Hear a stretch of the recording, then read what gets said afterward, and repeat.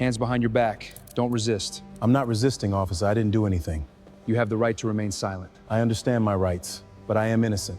Walk forward, now. Officer Trent Mallory believed the badge on his chest gave him the right to decide who belonged inside a federal building and who deserved to be treated like a threat. In the marble hallway of the Harlan Federal Building, he saw a quiet black janitor mopping the floor and decided that calm looked suspicious. But before the hour was over, Mallory would learn the man he was about to handcuff was the reason Secret Service agents were silently surrounding the entire building. The Harlan Federal Building did not look like a place where mistakes survived.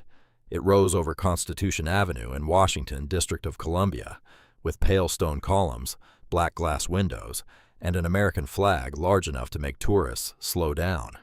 At sunrise, the building caught the first light like a courthouse in a history book. By 8 in the morning, it felt less like history and more like machinery. Metal detectors hummed behind the front doors. Security trays slid across steel rollers. Badges flashed against scanners. Cameras turned slowly from the ceiling, watching faces, hands, bags, shoes, hesitation. Every entrance had a guard. Every hallway had a lens. Every elevator seemed to know more than the people stepping into it. The brass plate near the lobby listed offices most people only heard about on the news: Treasury Oversight, Federal Procurement Review, Financial Crimes Liaison, a hearing chamber for closed testimony, conference rooms where men in dark suits said things like national exposure and evidentiary chain, as if they were ordering coffee. The building was supposed to represent order, justice, public trust. But even in a place built for the law, some people moved through it like furniture. The clerks who arrived before the directors, the maintenance crew that polished fingerprints off doors, no executive opened for them. The night cleaners who emptied trash cans full of shredded memos and coffee. The janitors who knew every corner of the building and were still treated like they belonged to none of it. They were seen only when something was dirty, forgotten the moment it was clean. That morning, the lobby smelled of floor wax, raincoats, and government coffee. Staffers moved quickly across the marble, eyes down, phones up, badges bouncing against their chests. A deputy assistant secretary walked past a custodian without breaking his sentence. A young attorney stepped around a mop bucket without looking at the man holding the handle. 2 interns whispered near the security desk, nervous about a meeting they believed would decide everything. Nobody noticed the man in the gray janitor uniform. Not really.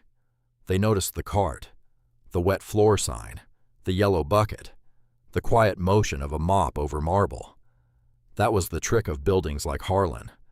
Power had a sound: leather shoes, elevator chimes, radio static, doors unlocking with electronic clicks. Labor had no sound until it got in the way. On the north side of the lobby, a private elevator stood closed with a red access light glowing above it. A guard who had worked there for 11 years had never seen it locked before 9. Today, it was locked before 7:30. 2 men in plain dark suits stood near it, not speaking, not scrolling, not drinking coffee. Their eyes moved instead of their heads. On the 12th floor, the public directory screen had gone blank. Not broken, blank. The stairwell camera outside 12 East had been adjusted 3 degrees to the left. Small things, invisible things. The kind of changes ordinary employees walked past without feeling the shape of them. But something was happening inside the Harlan Federal Building. Something no press release had announced. Something important enough to make strange agents appear near service doors and make senior officials speak in lower voices. And at the center of all that quiet pressure, a janitor moved his mop across the marble as if he were only cleaning a floor. Officer Trent Mallory had been standing outside the Harlan Federal Building since 6:45 that morning, and he already hated the place. Not because it was dangerous, because it made him feel small. The building had federal seals on the walls, armed protective officers at the doors, judges and attorneys passing through the lobby, and men in tailored suits who looked at Mallory's city police badge like it was a discount version of authority. He had been assigned there for supplemental perimeter support, which sounded official until he realized it meant standing near the entrance, checking faces and being ignored by people with better credentials. Mallory hated being ignored. He was 47, thick in the middle, with a shaved head that made his jaw look heavier than it was, his old ballistic vest pressed against his stomach, his duty belt dug into the soft flesh above his hips. A strip of sweat had already formed under his collar, even though the lobby was cold enough to make the marble feel wet. He kept adjusting his radio. He kept touching his badge. Little gestures, little reminders. He liked control.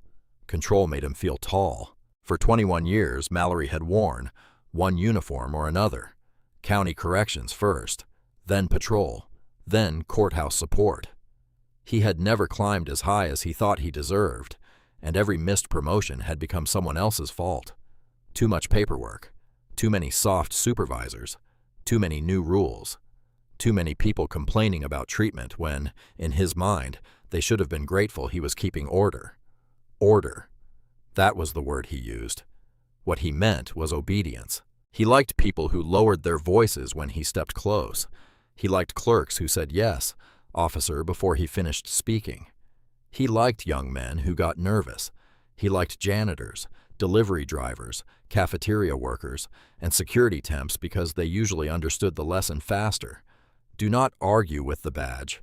Do not stand too straight. Do not look too calm, especially if you were black. Mallory would never have called it that. Men like him rarely named the thing honestly. He called it instinct, experience, street sense, reading behavior. But somehow his instinct always sharpened when a black man moved too comfortably through a place Mallory thought should make him nervous. Somehow his experience always found danger in confidence and attitude in silence. He did not see bias. He saw a pattern. Then he created one. Inside the federal building, that habit had nowhere useful to go. The executives did not need him.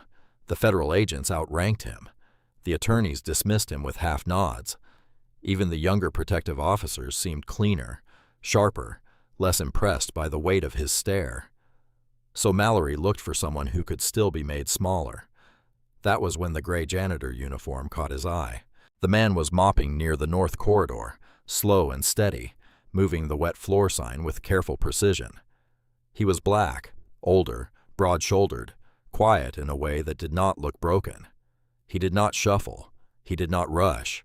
He did not perform gratitude for being allowed near polished stone and federal glass. That irritated Mallory before he even understood why. A staffer stepped around the janitor without looking at him. A lawyer passed within inches of the mop bucket.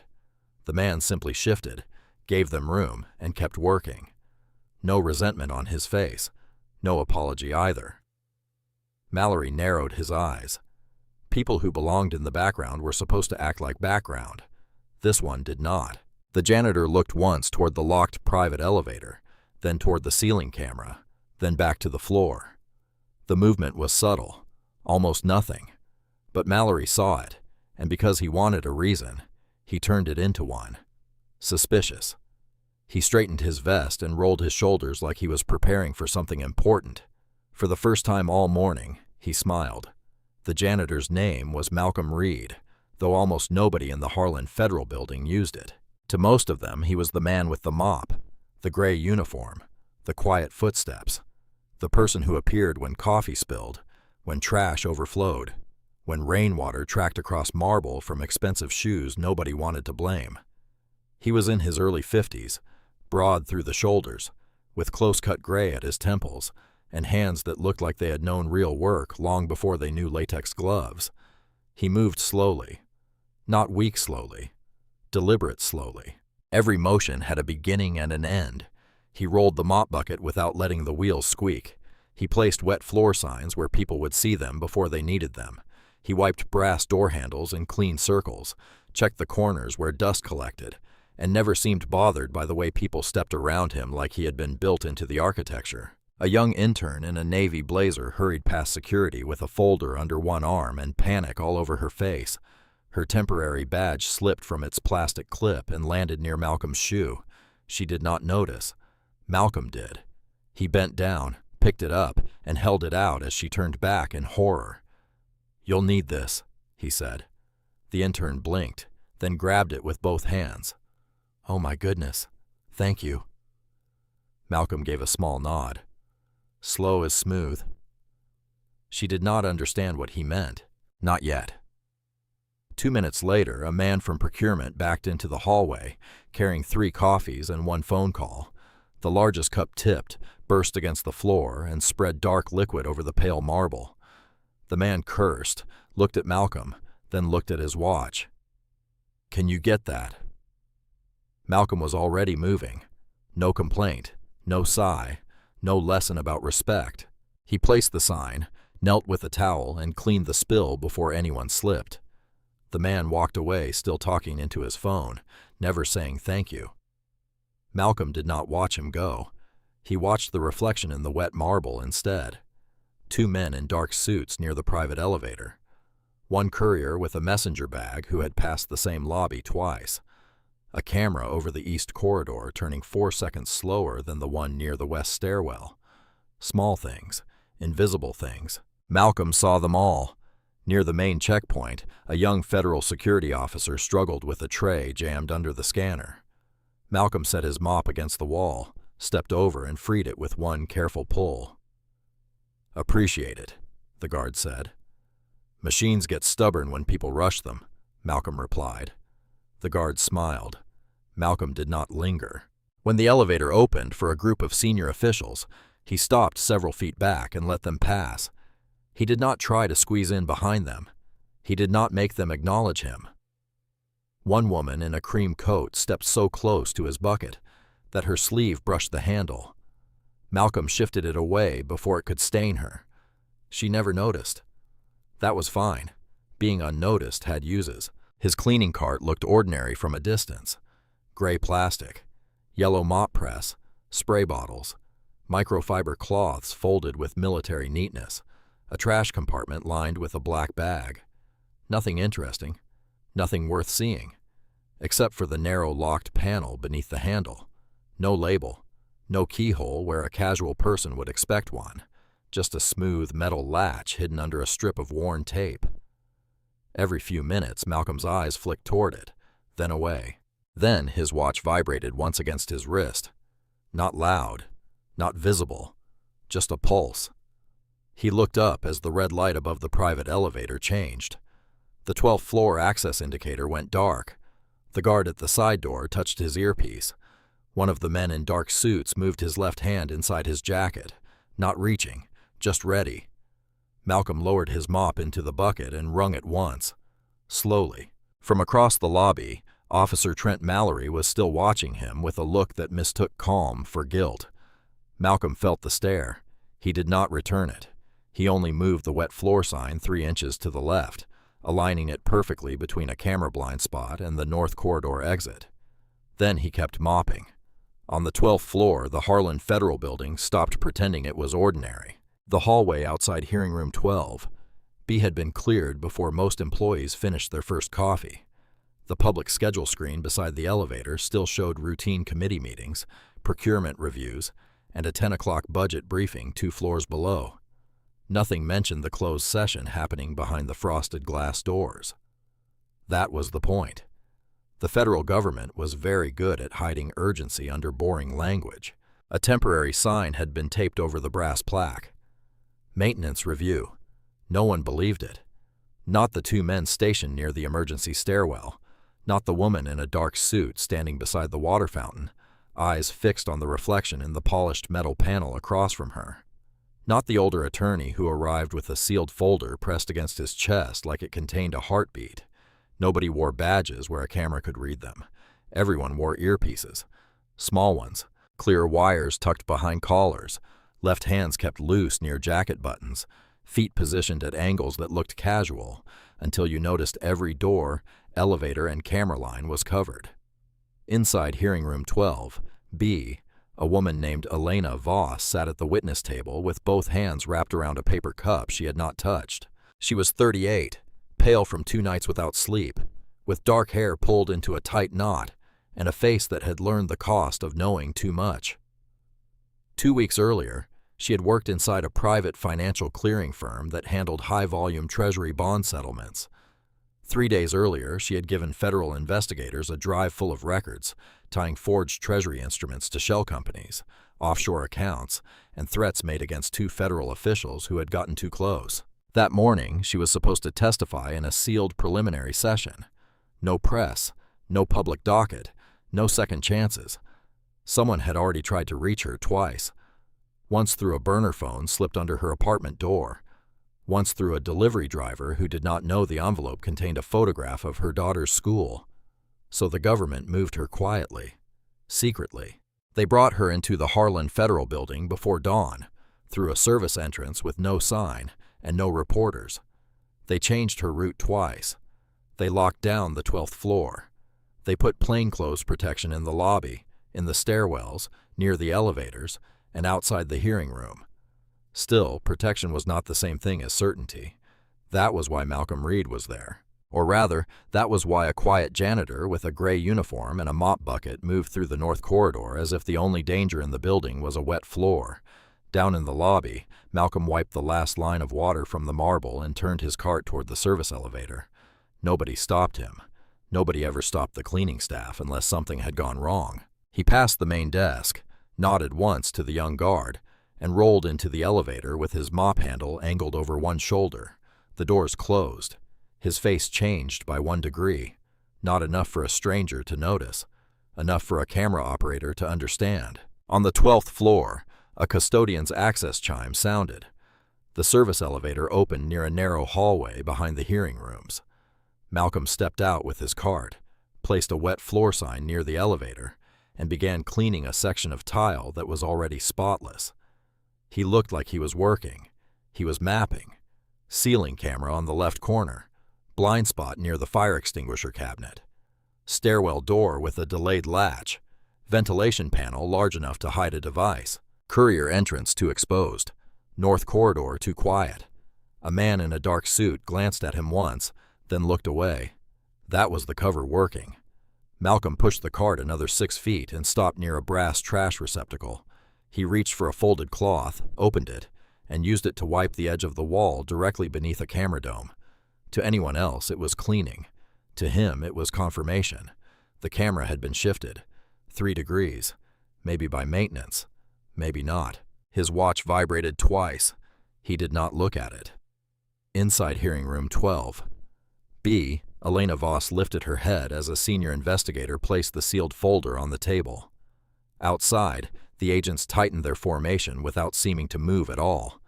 And below them, in the lobby, Officer Trent Mallory was still staring at the cleaning cart, slowly convincing himself that the quiet man pushing it was exactly the kind of problem he was supposed to catch. Mallory saw Malcolm step out of the service elevator on 12 and felt the little spark that always came before he did something stupid. He told himself it was instinct. It was not. It was boredom dressed up as suspicion, resentment wearing a badge. A man standing inside a federal building, surrounded by authority bigger than his own, suddenly grateful to find someone he thought he could push beneath him. Malcolm's cleaning cart rolled quietly along the edge of the restricted corridor. The mop bucket swayed once, then settled. The wet floor sign hung from the handle like any other cheap plastic warning in any other government building. Spray bottles clicked softly against one another. A folded stack of gray towels sat on top with the neatness of a military inspection. To Mallory, it looked like cover, not because he had evidence, because he wanted it to be. He watched Malcolm pause near the stairwell door, watched him wipe the chrome push bar, watched his eyes lift briefly toward the camera dome above the hall, watched him shift the cart 6 inches away from the wall before continuing. That was enough. In Mallory's mind, a janitor should not notice cameras. A janitor should not pay attention to elevator lights. A janitor should not move through a federal corridor like he understood the building better than the people guarding it. And a black janitor near a closed hearing room. That became a story Mallory was ready to believe before it had a single fact. He did not call building operations. He did not ask the federal security desk to confirm Malcolm's work order. He did not check the janitorial schedule, the access log, or the temporary maintenance authorization that had allowed the cart upstairs in the first place. That would have taken 30 seconds. 30 seconds was too much work for a man who preferred his prejudice fast. Mallory just stared. A woman in a dark suit passed him near the elevator without making eye contact. A young federal attorney squeezed by him and whispered into a phone. Two plainclothes agents near the water fountain tracked the hallway with professional stillness. None of them looked impressed by Mallory standing there with his thumbs hooked near his belt. That made the heat rise behind his ears. He was supposed to be part of security, but in that corridor he felt like furniture too. Then Malcolm moved his cart past the restricted line.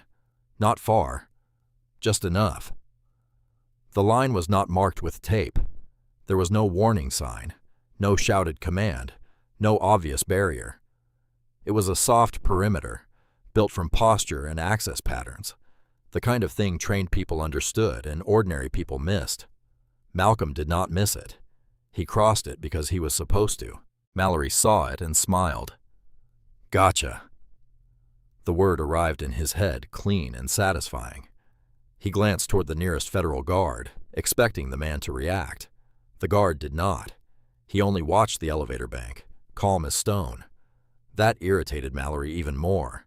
If the federal boys were too polished to notice trouble, he would notice it for them. That was how he framed it. He was not targeting the janitor. He was protecting the building. He was not feeding a bias. He was following instinct.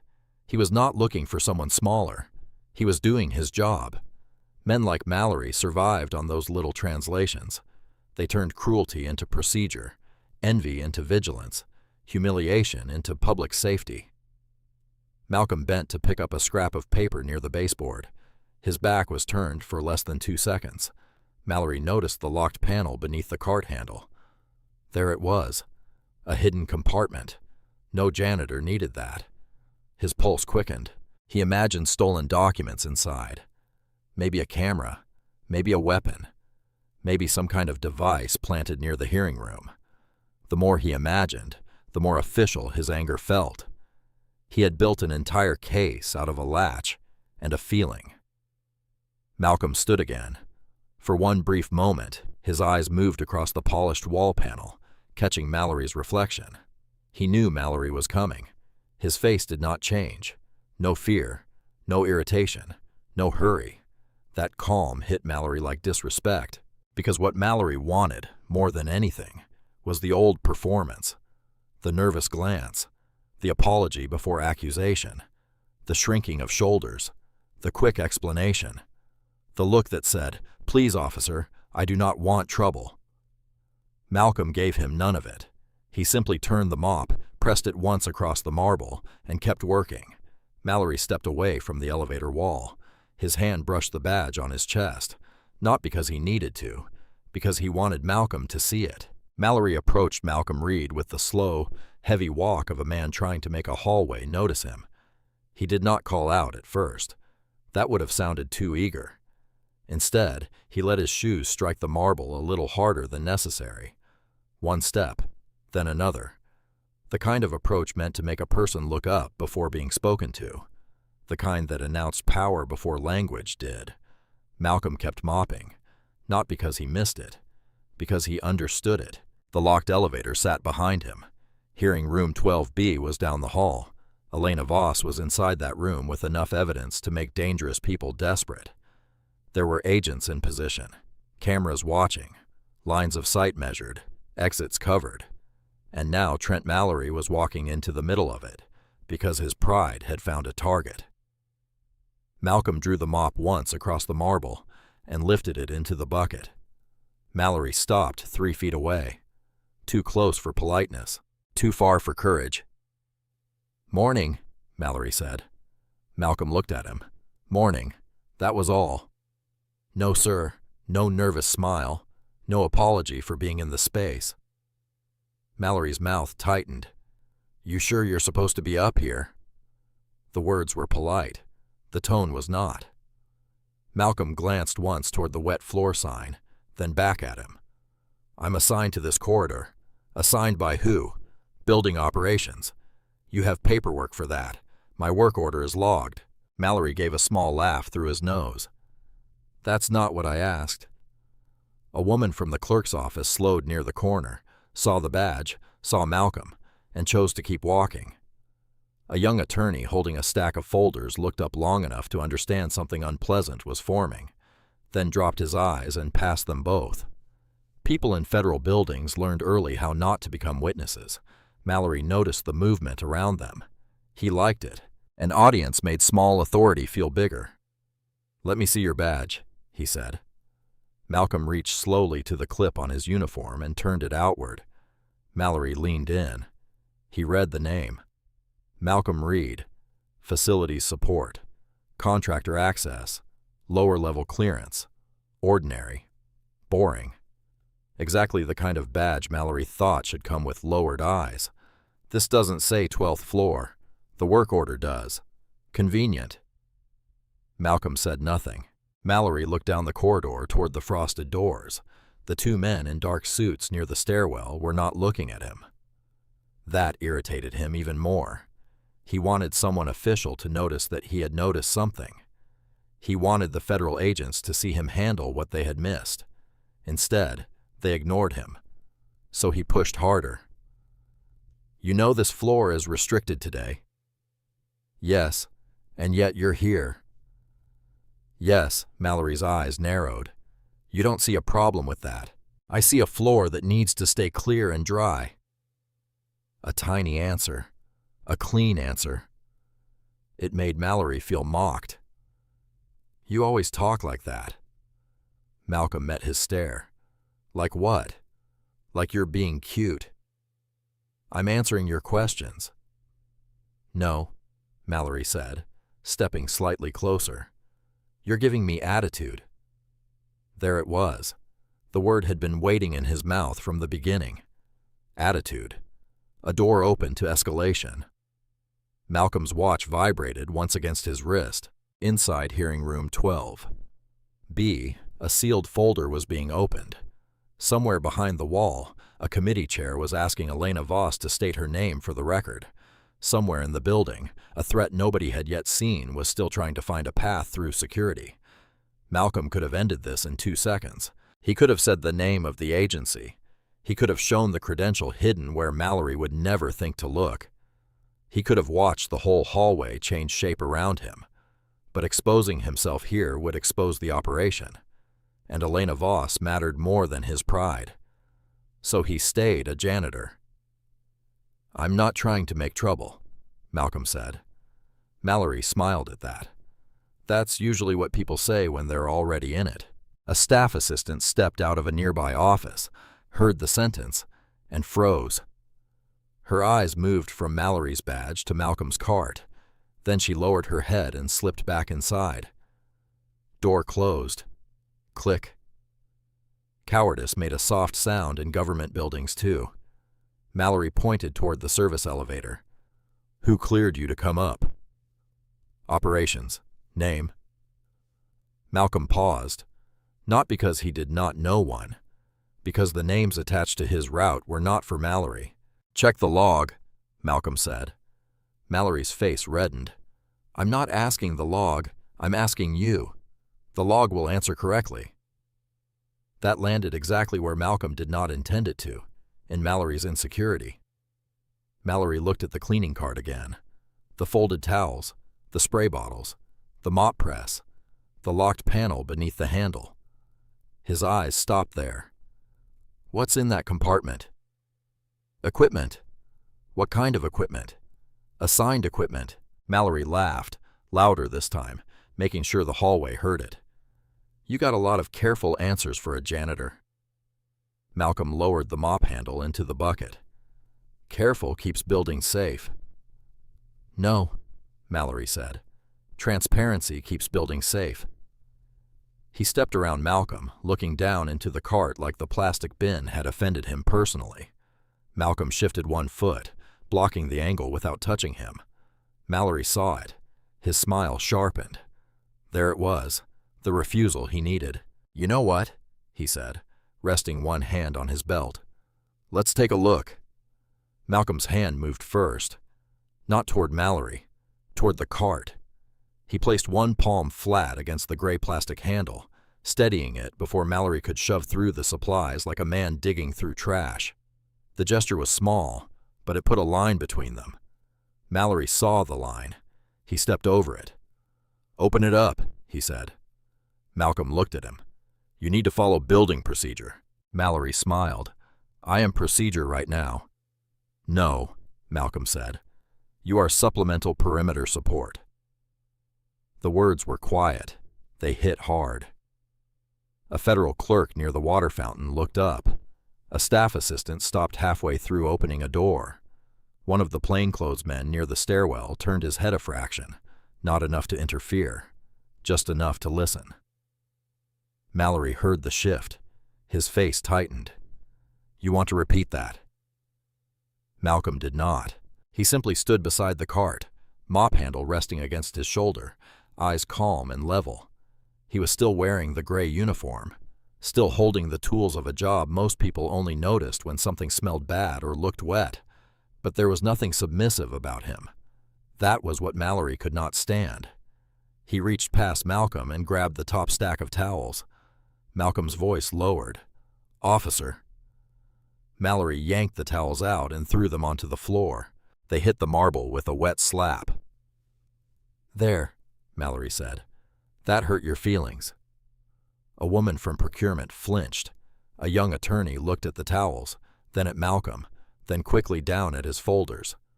No one moved to pick them up. Not yet.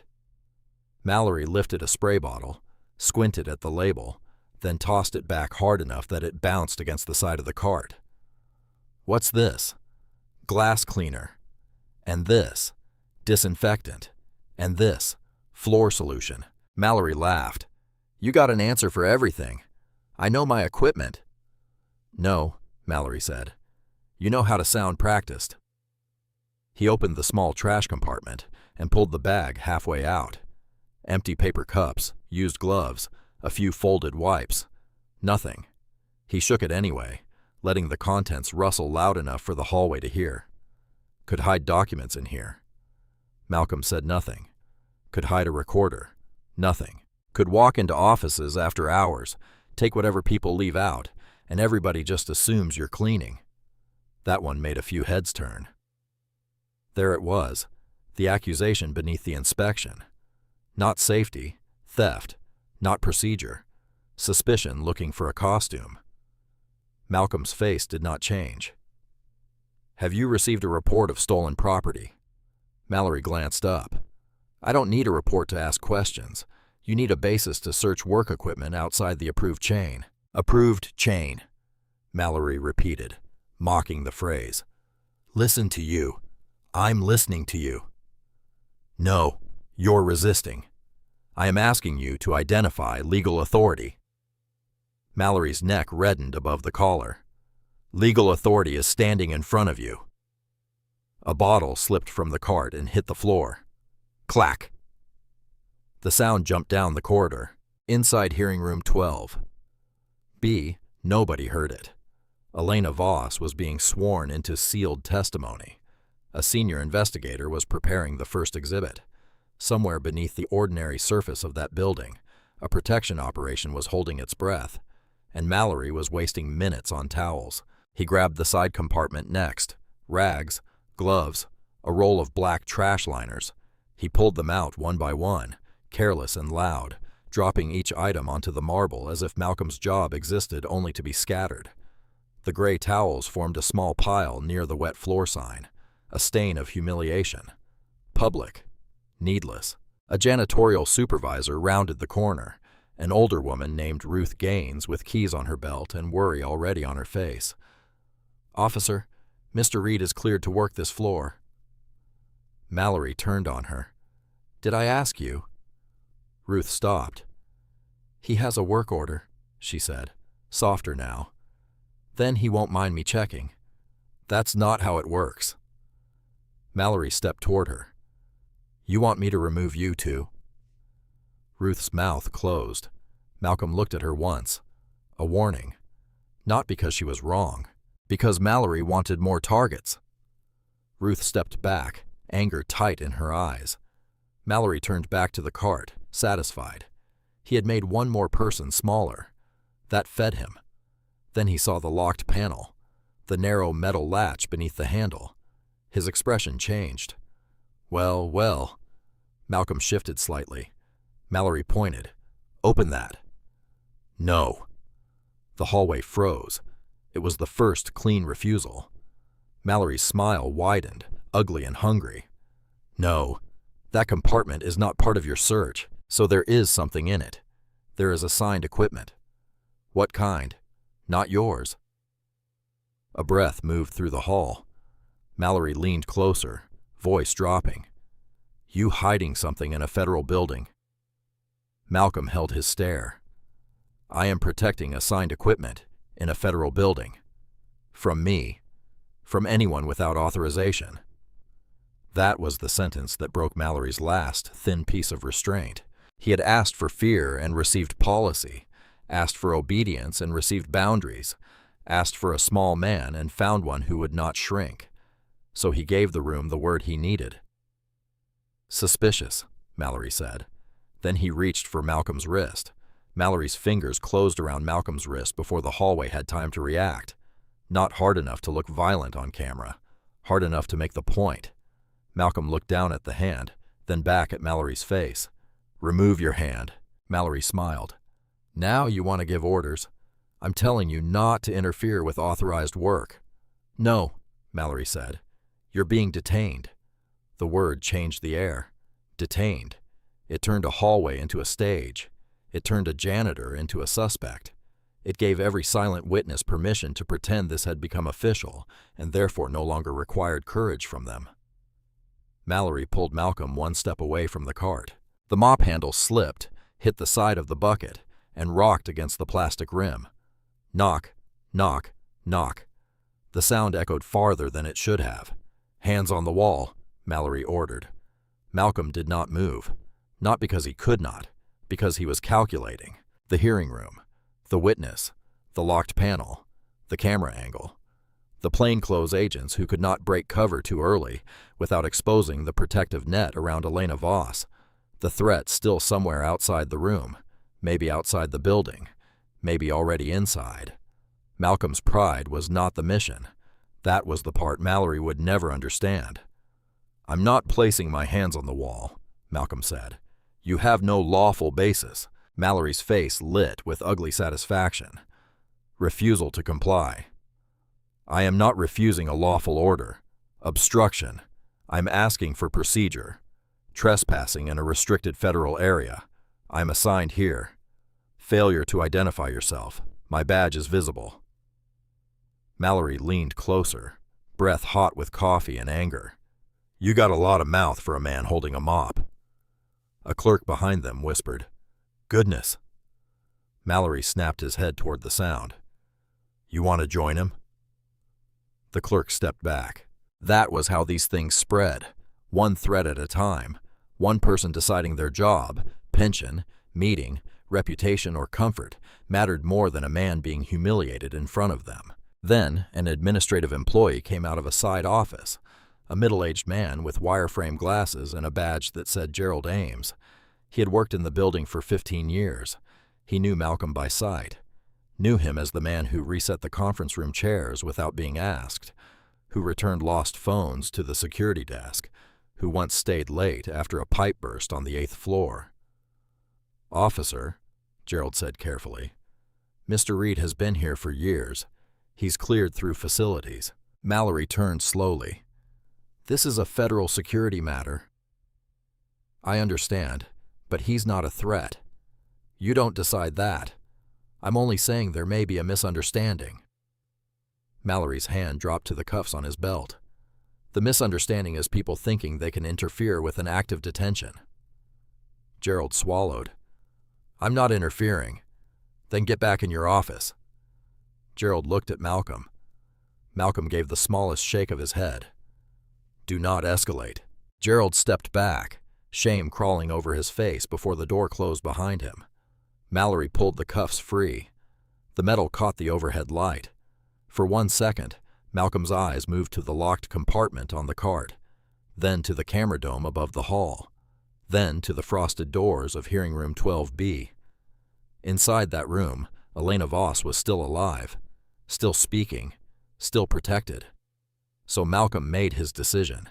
He turned slowly and placed his hands against the wall. The hallway watched the quietest surrender it had ever seen. Mallory moved behind him with the satisfaction of a man mistaking restraint for defeat. He kicked Malcolm's feet wider with the side of his boot. Spread out. Malcolm obeyed. Not for Mallory, for the mission. Mallory grabbed Malcolm's right wrist and pulled it behind his back. The movement was rough, unnecessary, public. Then the left. Malcolm's shoulder tightened once, but his face did not change. The first cuff closed. Click. A young intern flinched. The second cuff closed. Click. Somewhere down the hall, a phone began recording. The mop finally tipped from the bucket and fell across the marble.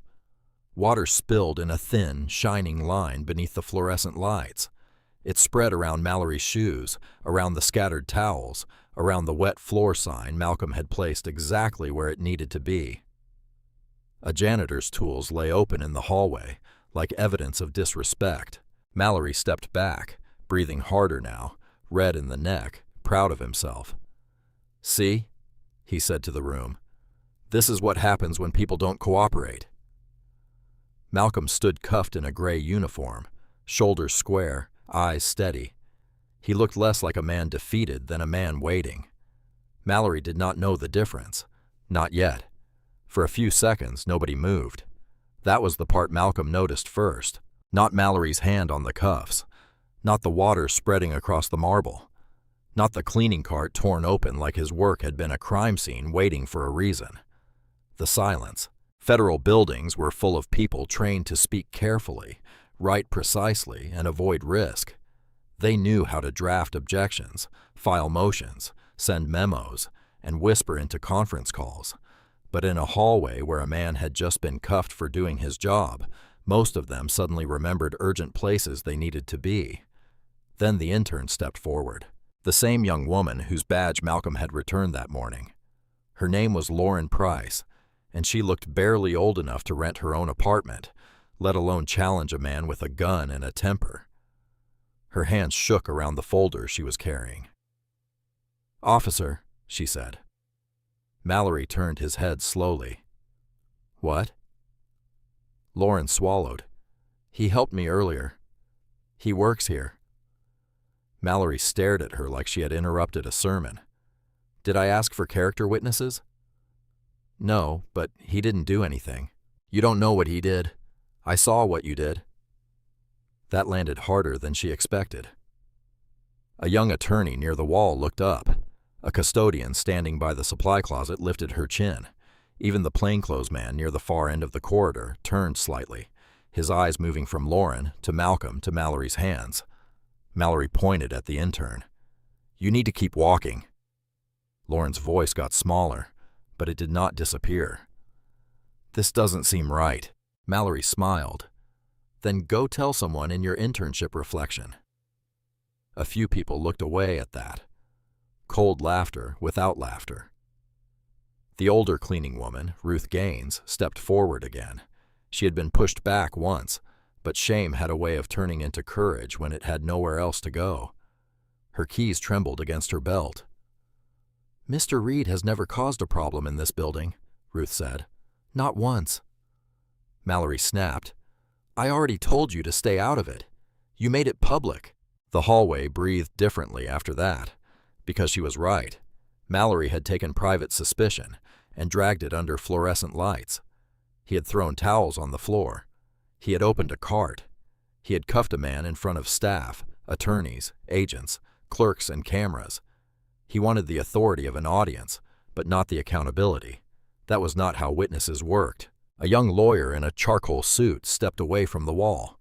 His name was Daniel Klein, junior counsel from a federal oversight office, the kind of man who spent most days buried under documents and still believed procedure mattered. "Officer," Daniel said carefully, "has building security confirmed this detention?" Mallory's eyes narrowed. "Who are you?" "Counsel." "Then you should know better than to interfere. I'm asking whether the protective desk authorized you to detain a cleared facilities worker on a restricted floor." Mallory stepped toward him. "You want to be detained too?" Daniel stopped. Not from cowardice, from calculation. Everyone there understood the game now. Mallory wanted someone to raise their voice. He wanted panic. He wanted a shove, a curse, a sudden movement, anything he could use later to turn his own escalation into their behavior. Malcolm understood it better than anyone. "Stay calm," he said. All eyes moved to him. He stood cuffed beside the wall, gray uniform damp at one sleeve, shoulders straight, face composed. Water had reached the edge of his shoe. A towel lay near his foot. Behind him, the locked compartment in the cart remained closed. Lauren looked like she might cry. "Mr. Reed, this is wrong." "I know. Then let us help." "You are helping," Malcolm said, "by not giving him what he wants." Mallory turned toward him. "You don't tell people what I want." Malcolm looked at him. "You already did." The words were quiet. They hit the corridor like a dropped file box. Mallory's jaw tightened. "One more smart comment and I'll add resisting. I am standing still. You are running your mouth. I am protecting everyone else from your temper." A clerk near the doorway whispered, "Oh no." Mallory spun. Who said that? No one answered, but more phones were out now. Not high, not dramatic. Low near waists, half hidden behind folders and purses. The kind of recording people started when they were still afraid, but no longer willing to be blind. At the far end of the corridor, the plainclothes man lifted 2 fingers to his earpiece. He did it casually, almost like adjusting his collar. But his eyes had changed. "Asset detained," he murmured. "North corridor."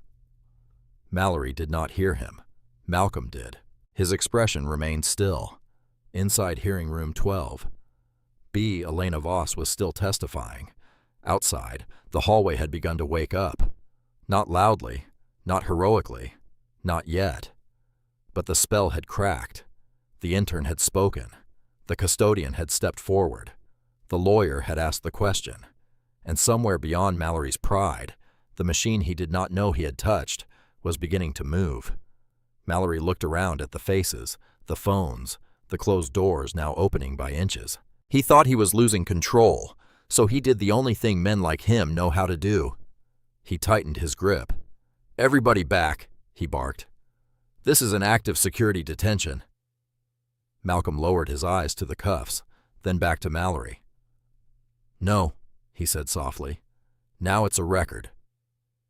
The words reached the Federal Security Control Room before Mallory understood what he had started. Asset detained. North corridor. At first, the room did not react like a storm had arrived. It reacted like government rooms always reacted. Slowly. Professionally. With people looking from one monitor to another, waiting for the information to become serious enough to change posture. The control room sat 2 floors below the hearing chamber, behind a steel door with no nameplate. Inside, 26 camera feeds glowed across a wall. Lobby, stairwells, elevator banks, loading dock, east entrance, west corridor, 12th floor north hall. A building security supervisor named Helen Marks leaned toward the screen and frowned.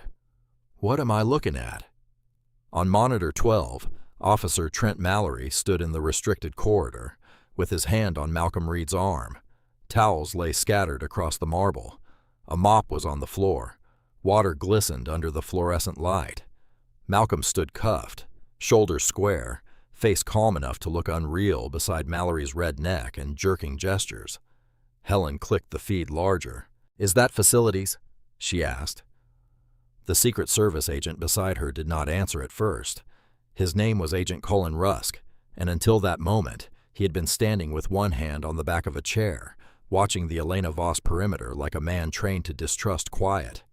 His eyes moved to the enlarged feed, then his face changed. Not dramatically. Worse. Completely. "Zoom in," he said. Helen looked at him. On the officer. On the janitor. She typed fast. The camera tightened. Malcolm's badge came into focus. Gray uniform. Contractor strip. Facilities support. Ordinary enough to fool almost anyone. Rusk reached past her and tapped a separate internal window. "Run read, M."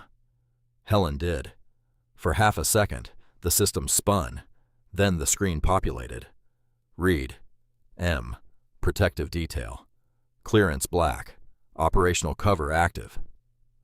No one spoke. That silence was not cowardice. It was alarm.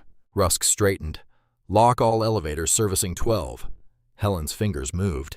Locking. Freeze the service elevator. Done. Seal north stairwell access. Outbound only on command. Done. Rusk touched his earpiece. Control to detail lead. We have a compromised cover asset in North Corridor. Reed is detained by local uniform. Repeat. Reed is detained by local uniform. Down the hall, Mallory was still enjoying the sound of his own authority. You see all these people looking at you, he said, loud enough for the witnesses. This is what happens when you try to act important in a place like this. Malcolm looked at him. You should call federal security. I am security. No, Malcolm said. You are the problem security is about to solve. Mallory's smile hardened. Keep your head down. Malcolm did not. That made Mallory step closer. In the control room, another agent moved to the radio console. Voss status. A voice answered through static. Witness secure. Hearing paused. Door sealed. Move her off primary route. Copy. Rusk looked at monitor 12 again. Do not let that officer move Reed to the elevator. If he tries to remove him from the floor, intercept immediately. Helen swallowed. Should I call Federal Protective Service Command? Already happening, Rusk said. Call building director. Call operations. Pull all footage from 5 minutes before contact. She hesitated. Do we alert local police supervisor? Rusk watched Mallory push Malcolm one step closer to the wall. Not before we contain him. On another screen, hearing room 12B went into silent motion. A woman in a dark suit guided Elena Voss away from the witness table.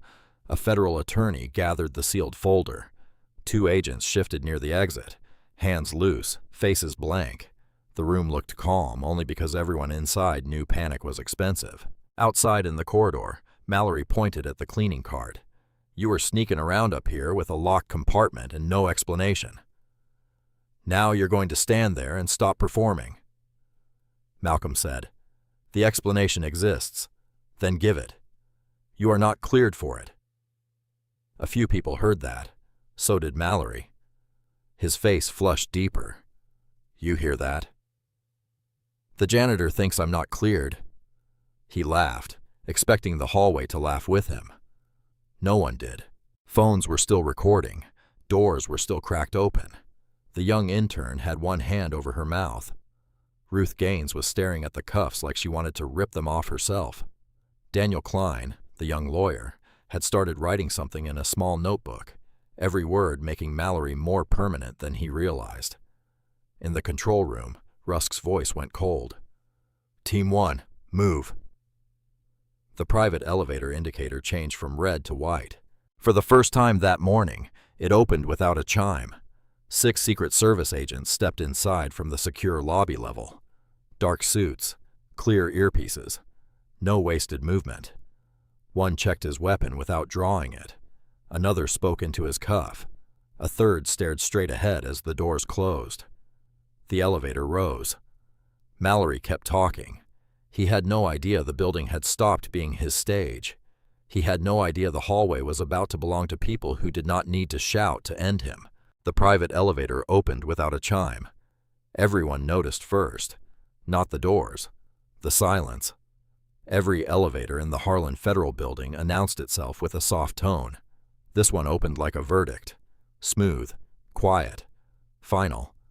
Then the shoe stepped out. Black leather against pale stone. 1 pair. Then another. Then 6 more. The hallway changed before anyone spoke. Phones stayed up, but hands lowered slightly. Lauren Price stopped breathing. Ruth Gaines pressed one palm against the wall. Daniel Klein froze with his pen above the page. These were not city officers. They did not shuffle. They did not posture. They did not touch their badges to remind anyone they had them. At the front was a woman in a black suit, hair pulled tight, clear wire behind her ear. Beside her walked Agent Colin Rusk, eyes locked on Malcolm Reed's cuffed wrists. Behind them came a federal attorney, Helen Marks, and 3 agents moving with quiet coordination. Mallory turned toward them with irritation first, then confusion. He lifted his chin. "This area is under control."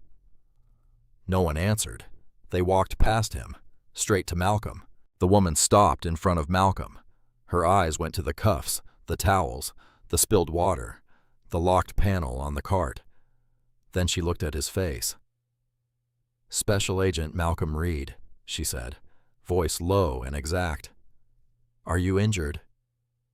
The air left the corridor. Not loudly, completely. Lauren's folder slipped against her chest. Ruth's eyes widened. Daniel's pen stopped moving. "Special Agent." Malcolm could not move his hands. The cuffs still held them behind his back. "I'm fine, Agent Vale," he said. Agent Vale. He knew her. She knew him. The respect in her voice cut through Mallory's version of reality. Mallory blinked. "Wait a minute." Nobody waited. Rusk stepped to Malcolm's side and looked at Mallory with calm disgust. "Remove the cuffs," Rusk said. Mallory's hand moved to his belt. "I detained him during a security incident." Vale turned her head slowly. "You detained an active Secret Service protective agent in operational cover during a federal witness security detail." The words moved down the hall like cold water. Operational cover. Federal witness. Secret Service. Everyone who had watched Malcolm treated like a thief now had to replay the last 10 minutes in a new light. The mop, the cart, the locked compartment, the refusal to reveal what he was protecting. He had not been acting suspicious. He had been keeping a mission alive. Mallory flushed, but pride got to him before fear did. "Secret Service badge doesn't put him above the law," he snapped. "I saw a suspicious person in a restricted area with a locked compartment and no explanation." Helen Marks stepped forward with a tablet. "Officer Mallory, that compartment is registered to the protective detail. Reed's floor access was logged at 7:12. His route was authorized through federal operations." Mallory looked betrayed. "I asked him for that information." The federal attorney opened his folder, and he was not permitted to disclose operational details to an uncleared local officer. Uncleared. That word hit Mallory where badge and gun could not protect him. A few phones rose again. Higher this time. Mallory tried to recover his stage. "I don't care what assignment he claims to be on. He refused lawful commands. He interfered with my investigation." Agent Vale looked at Malcolm. "Special Agent Reed, did you identify an active threat before contact?" Malcolm's eyes shifted toward the cart, then the north stairwell. "Possible surveillance gap. North camera dome altered. Secondary access not confirmed." Rusk's expression hardened. Vale turned to one agent behind her. "Check north stairwell, now." The agent moved. Fast. No drama, just motion. Mallory finally noticed the way everyone listened when Malcolm spoke. Not like a janitor. Not like a suspect. Like a man whose observations could save a witness. Malcolm Reed had been silent because silence was part of the job. He had been calm because panic wasted time. He had allowed himself to be humiliated because Elena Voss mattered more than his ego. Mallory had mistaken discipline for guilt. Rusk stepped closer. Cuffs. Off. Now. Mallory looked at the agents, then the attorney, then the cameras, then Malcolm. For the first time all morning, he understood he was standing where his badge was not the largest object. But understanding was not surrender. His jaw tightened. "I'll remove them," he said, when someone explains why a so-called agent was sneaking around dressed like cleaning staff. The hallway went still again. Even after the elevator opened, even after the title, Trent Mallory was still reaching for the shovel. And he had no idea how deep the hole already was. Agent Vale did not argue with Mallory. That was the first sign he was in trouble. People argued when they needed permission. People explained when they wanted understanding. Agent Vale needed neither. She only looked at the cuffs on Malcolm Reed's wrists, then at the federal attorney standing beside her. Record time of unlawful restraint, she said. The attorney nodded. Already marked. Mallory's face twitched. Unlawful. I detained a suspicious person in a restricted federal corridor. Rusk stepped closer to the cleaning cart. Open the protected compartment. Malcolm turned his head slightly. Code 7418. Rusk entered the code beneath the strip of worn tape. The hidden latch released with a soft click. The hallway leaned forward without moving. Inside the compartment was not stolen paper, not jewelry, not cash, not anything Mallory had imagined while building his little fantasy of heroism. There was a compact encrypted radio clipped into foam, a folded emergency exit map marked in red pencil, a small signal jammer no bigger than a paperback book, a camera calibration tool, a fiber optic scope, 2 sealed evidence tags, a secure earpiece kit, a laminated card listing extraction routes for witness Voss. Rusk looked back at Mallory. Nothing on his face moved. That made it worse.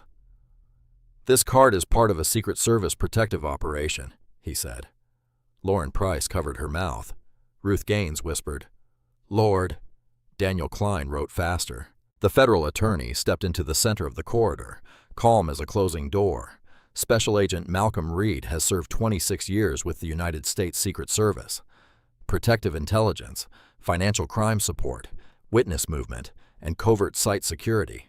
He was assigned under operational cover this morning to protect Elena Voss, a federal witness in an active investigation involving forged Treasury bonds, threats against Treasury officials, and attempted witness intimidation. The hallway absorbed the words in pieces. 26 years. Secret Service. Federal witness. Treasury threats. Malcolm Reed, the man Mallory had made stand against a wall in cuffs, was not a janitor who wandered too close to power. He was the shield power had hidden in plain sight.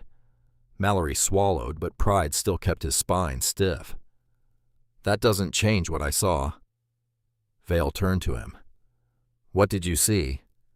A man in a restricted area with a locked compartment.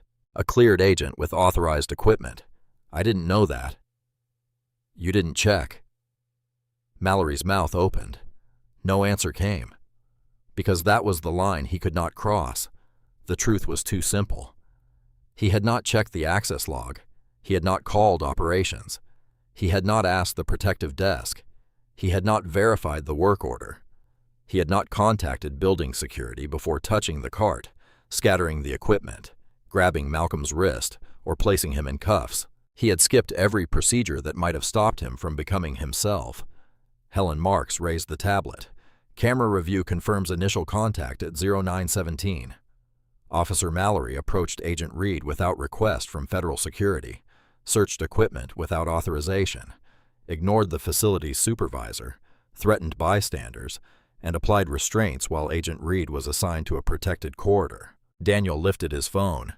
I have audio of him calling it an active security detention after people objected. Lauren's hand trembled as she raised hers.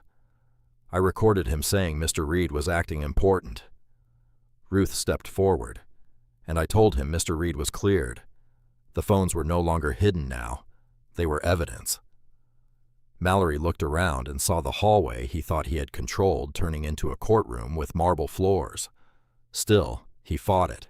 I was protecting the building, he said. You people can sit in offices and talk about procedure, but out here, someone has to recognize who doesn't belong. The sentence landed badly. Even he heard it. Agent Vale's eyes cooled. Who didn't belong? Mallory's jaw worked. People sneaking around. Special Agent Reed was assigned here. He looked wrong. The corridor went still. Rusk tilted his head. Wrong how? Mallory looked at Malcolm, still cuffed, still calm, still refusing to give him fear. That calm had started the whole thing. Not the cart, not the compartment, not the floor, the calm. A black man in a gray uniform standing in a federal hallway without acting grateful, scared, or small enough to satisfy Trent Mallory's idea of order. Mallory could still have stopped there. He could have apologized, removed the cuffs, let the professionals contain the damage. He could have chosen 1 second of humility and maybe saved the rest of his life from becoming a cautionary file. But men like him do not fall because nobody gives them a ladder. They fall because they spit on it. "I don't care what agency he works for," Mallory said. "People like him still need to be searched." The hallway died, not quieted, died. The sentence hung beneath the fluorescent lights, naked and complete. No report could soften it. No body cam summary could translate it. No supervisor could say he meant something else. He had set it into a corridor full of witnesses, into phones, into federal cameras, into the ears of Secret Service agents. Agent Vale's expression changed first. Not shock, confirmation. Rusk looked at Malcolm. Malcolm looked at Mallory with the tired calm of a man who had heard the truth long before the confession.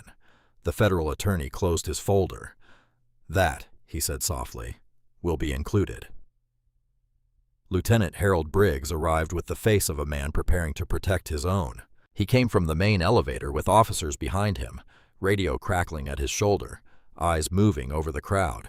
He saw Mallory first, then the Secret Service agents, then Malcolm Reed in a gray janitor uniform, wrists marked by cuffs. Briggs tried the old reflex. What happened here? Mallory stepped toward him like rescue had arrived. "Lieutenant, I made a security detention. Subject refused to identify properly, refused to search, had restricted equipment concealed in a cart, and these federal people are overreacting." Briggs looked at Agent Vale. "We can handle our officer." Vale did not blink. "Then handle the evidence first." The federal attorney turned the tablet toward him. First came the hallway footage. Mallory approaching without request from federal security. Mallory throwing towels to the floor. Mallory ignoring Ruth Gaines. Mallory grabbing Malcolm's wrist. Mallory closing cuffs on an active protective agent. Then the phone audio. People like him still need to be searched. Briggs watched it once. His face lost color in stages. Mallory started talking faster. "Lieutenant, you know how things look on video. I had a suspicious person. I acted on instinct." Briggs looked at Malcolm's credential in Agent Rusk's hand. Special Agent Malcolm Reed, United States Secret Service, Protective Detail. Then Briggs looked back at Mallory. "Unlock him." Mallory froze.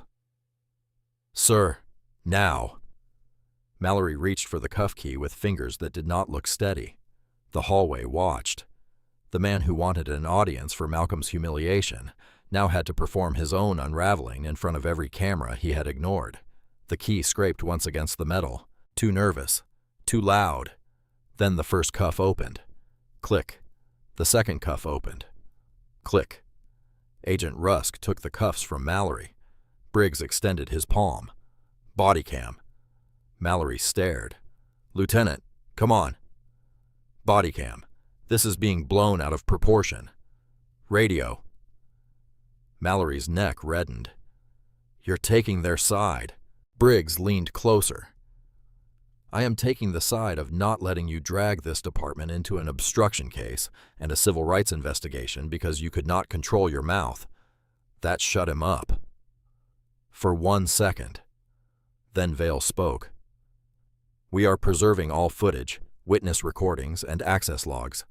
This may involve interference with a federal protective operation, unlawful detention, civil rights violations, and unauthorized handling of protected equipment." The words stacked on Mallory like weight. Interference, unlawful detention, civil rights. He had walked into the hallway hunting for a small man. He had found federal jurisdiction. Briggs held out his hand again. Radio. Mallory unclipped it. "Badge," Briggs said. Mallory's face changed completely.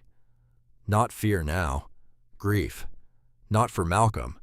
For himself. For the small metal shield he had mistaken for permission. "You can't do that here," Mallory said. "I can do it exactly here." The hallway went still. Mallory's hand moved slowly to his chest. The badge caught the fluorescent light. For years he had touched it to intimidate people, to end questions, to make rooms smaller. Now his thumb worked under the clip, clumsy and shaking. The metal resisted. Then it came loose. No one clapped. That made it worse. Briggs placed the badge into an evidence pouch held by the federal attorney. "You are suspended pending internal review," Briggs said. "You will leave the secure area under escort. You will not contact witnesses. You will not access body cam footage. You will not write a report until federal counsel and internal affairs are present." Malcolm finally spoke. "Lieutenant." Briggs turned to him. "Special Agent Reed." Malcolm rubbed one wrist. "Make sure the first report names every step in order. Initial contact, search, refusal to verify channels, restraints, statement on camera." Mallory laughed bitterly. "You planning to ruin me?" Malcolm looked at him with no satisfaction. "No," he said. "I'm preventing you from rewriting what you did." That was colder than revenge. Mallory had no answer. 2 city officers moved beside him. Not roughly. They did not need to be rough. The loss was already visible. He walked down the federal corridor he had entered like a gatekeeper, past the spilled water, past the phones, past the janitor's cart. He had arrived with a badge, a radio, and a belief that power meant deciding who belonged. He left without the badge, and everyone saw who never belonged in that hallway at all. Mallory disappeared into the elevator without his badge. For a moment, the north corridor of the Harlan Federal Building did not know what to do with the quiet. The towels were still on the floor. The mop still lay across the marble.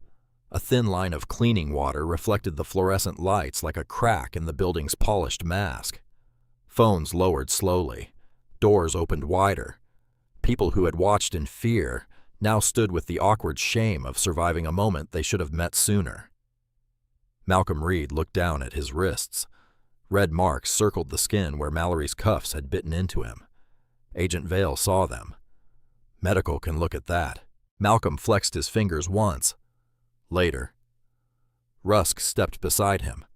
"Witness is moving." That was all Malcolm needed. He bent down, picked up the fallen mop, and set it back into the bucket. He gathered the towels Mallory had thrown across the floor, folded them once, and placed them on the cart with the same careful discipline he had shown before the insult, before the cuffs, before the hallway learned his name. Lauren Price stared at him. "After all that, you're still going." Malcolm looked at her gently. "That's what the job is." Then he pushed the cart toward the private elevator. Not because he needed the cover anymore, because the mission was not finished. The elevator doors opened. Inside stood 2 Secret Service agents, with earpieces and empty expressions. Malcolm stepped in with Agent Vale and Rusk. The doors closed, and the man everyone had mistaken for background disappeared into the machinery of the operation. Downstairs, the Harlan Federal Building was already sealed in layers. Agents covered the east entrance, the loading dock, the service corridor, the parking ramp, the stairwells, and the roof access. Federal Protective Service locked down visitor movement. Cameras were rechecked. Elevators were frozen. Every badge scan from the past hour was pulled, copied, and reviewed. On the 12th floor, Elena Voss was moved through a secondary passage behind the hearing rooms, flanked by agents who did not speak unless necessary. A threat team intercepted a man trying to enter through a maintenance access point with a forged contractor badge and a phone full of photographs of the building's north corridor.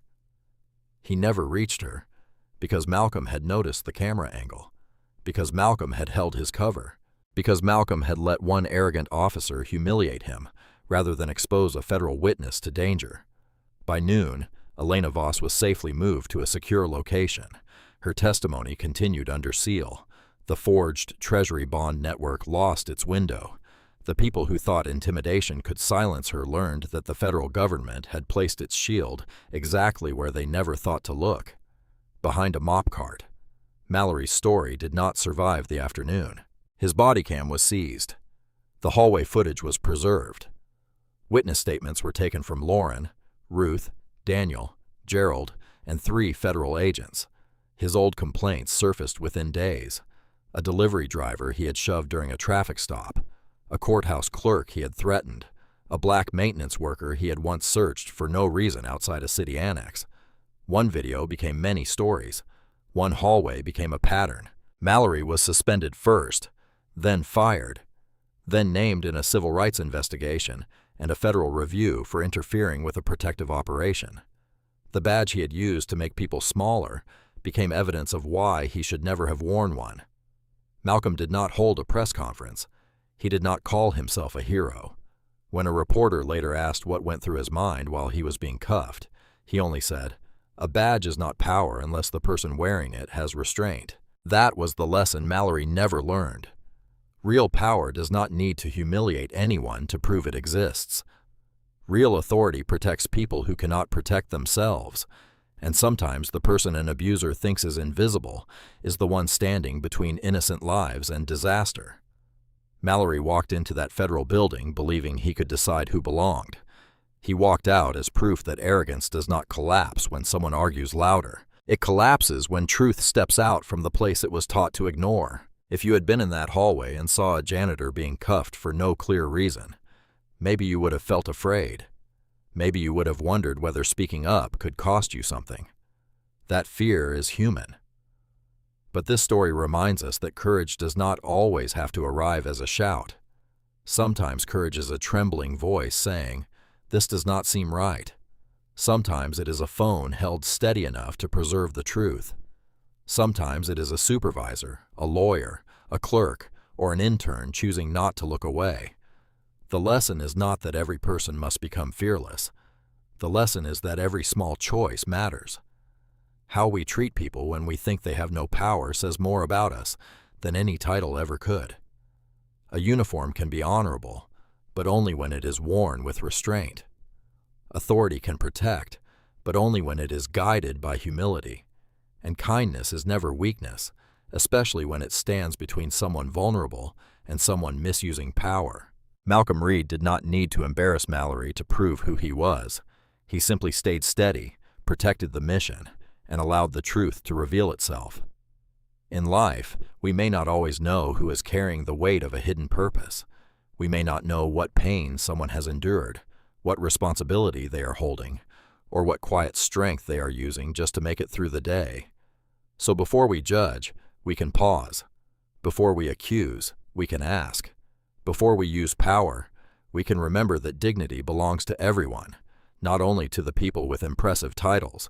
Justice begins in systems, but it also begins in hallways, in offices, and in small moments when ordinary people decide that another person should not have to stand alone.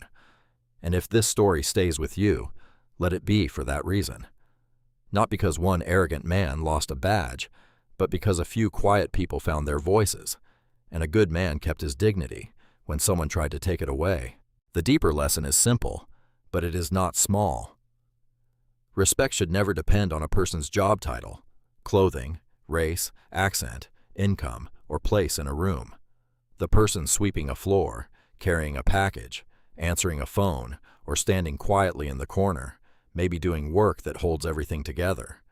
When we forget that, we do not just disrespect one person, we weaken the kind of world we all have to live in. But when we choose patience, when we verify before judging, when we speak with care, and when we protect the dignity of someone who is being treated unfairly, we leave the room better than we found it. That is the kind of power worth having. Quiet power, responsible power, human power.